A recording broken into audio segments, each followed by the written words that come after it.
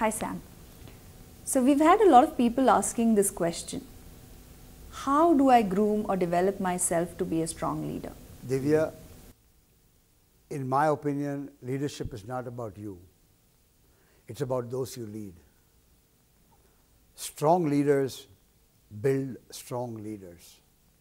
And every experience of mine tells me that the time when I was most productive in my career was when I had a leader who allowed me to blossom, who allowed me to really do the things I wanted to do, who understood my strengths and really allowed those strengths to. So a leadership is like a gardener, he's got pesticide on one hand and water on the other. And he goes, pouring this water and pesticide along these bed of seeds that he has planted. Some will grow and bloom, and some will die and wither away. If more bloom than die, then the leader has done his job well. And I really think that is what leadership is about. If you have to groom yourself and develop yourself, you've got to learn to be courageous. Courage is, it's a muscle that if you don't use it, you will lose it. If you're not courageous, you will lose the ability to be courageous. So it really follows the principle, use it or lose it. So when you hire people, I ask, what kind of people do you hire? Do you hire people who question, who challenge, who have a point of view, and who simply won't take no for an answer? It was Herb Kelleher of Southwest Airlines who, beautifully articulated it. He said, no is an exercise of power. When a leader says no, he or she is simply exercising his or her power. And that's not leadership. So really, are you developing people, are you hiring people who have the ability to challenge you, who have something in them that is so good that you really want to bring it out from them? And that's very, very important. In order to groom yourself, you've got to step out of your comfort zone. It's very, very necessary to say, hey, when is the last time I did something for the first time?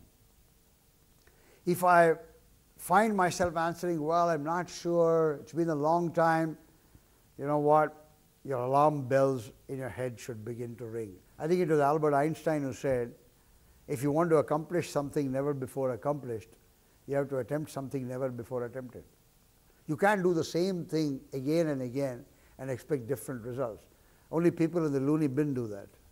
In a lunatic asylum, they do the same thing and expect different results. So in order to groom yourself, you've got to challenge yourself. You've got to stretch yourself. You've got to embrace failure. I asked the question, have you failed? If you have not failed, then you've been too timid all your life. And if you've been too timid, you know what? You're not allowing the people who work with you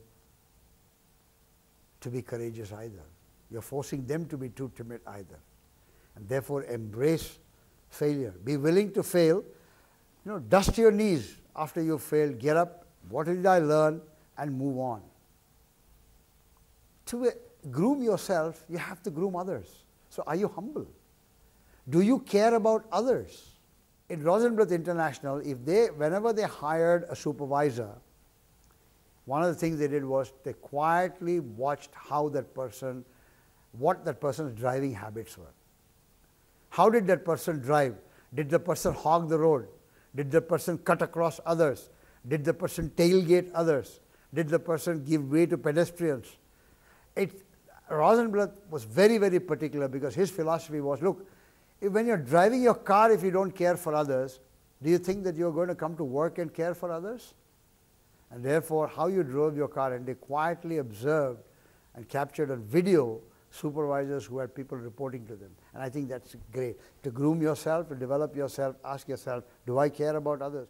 What steps have I taken to develop relationships with my clients' customers, not just my client? Generally, we fall short of this. We stop short. We just deal with our client at best and don't proceed ahead.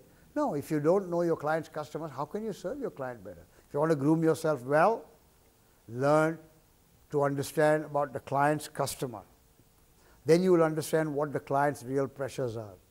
What is it that makes him stay awake at night? And then you can try and provide solutions to that. Finally, I want to offer what I call a resume test every year for those of us who want to groom ourselves. So the resume test works this way, Divya. You write your resume on the 1st of January of a year.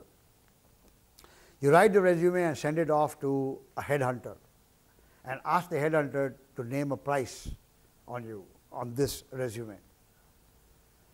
Ask yourself then, am I being paid more or less than what the headhunter says? If you're being paid more, you're going to be an endangered species because your organization will find out that you're worth less than what you're being paid. If you're paid less, be happy, you're safe because your organization knows that you're giving more value than the organization is paying you. That is very contradictory, but think about it. What you do then is you put this resume with the headhunter's numbers in your drawer and lock it up. A year later, rewrite your resume, send it to the headhunter again, and ask the headhunter to put another price on it. If your previous resume and current resume have very little difference, it's time to pull the trigger. Hold the gun to your head and pull it because you've not developed yourself, you've not learned anything new in the whole year. So how can you then say that I must be paid more or I must be this or I must be that or I must be promoted? You haven't earned it. And if your headhunter names a price that was no different from the previous year, you are really going to be an endangered species very soon. I call this the resume test. Follow this resume test and likely chances are that you will stay ahead of the curve, learn new skills, and really develop yourself continuously.